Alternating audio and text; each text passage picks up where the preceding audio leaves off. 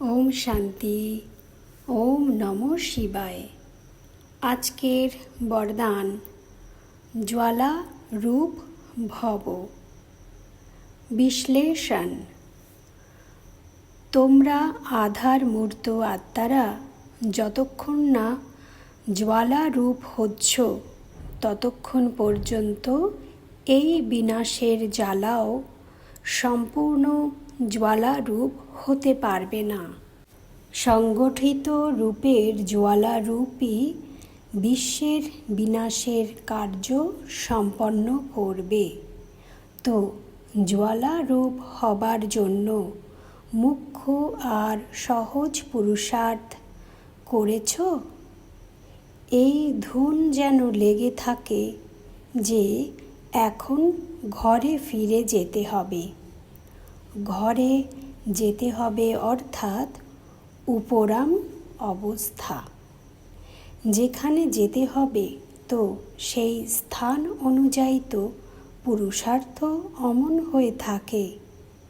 যখন নিজের নিরাকারী ঘরে যেতে হবে তো অমনটাই তো নিজের বেশভূষা মানে রূপ বানাতে হবে।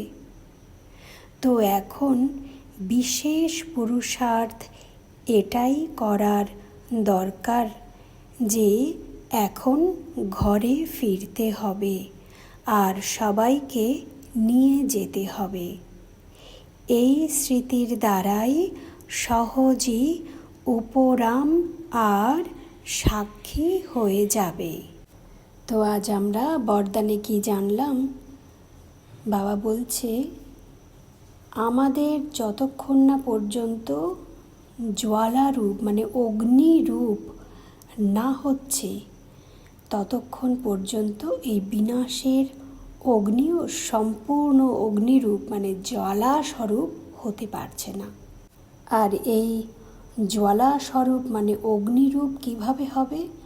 যখন আমরা এক বিন্দুতে মানে আত্মিক স্থিতিতে লম্বা সময় ধরে টিকে থাকব, তখনই তা জ্বালারূপে পরিণত হবে।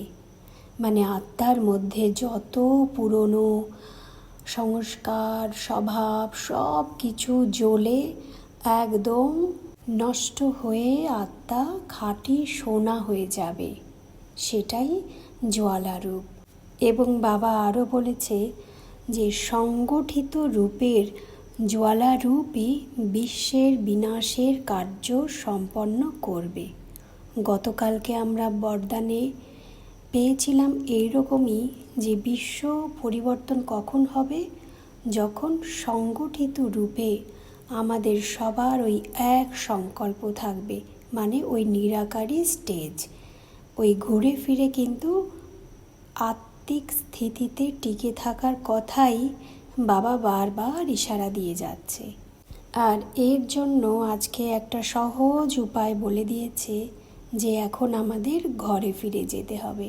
তো ঘর যদি স্মরণে আসে তো আমাদের ঘর হলো সেই নিরাকারী দুনিয়া। তো নিরাকারী দুনিয়ায় যেতে গেলে আমাদের নিজেদের সেই নিরাকারী স্বরূপ সহজেই মনে পড়ে যাবে। ওম শান্তি। ওম নমঃ শিবায়।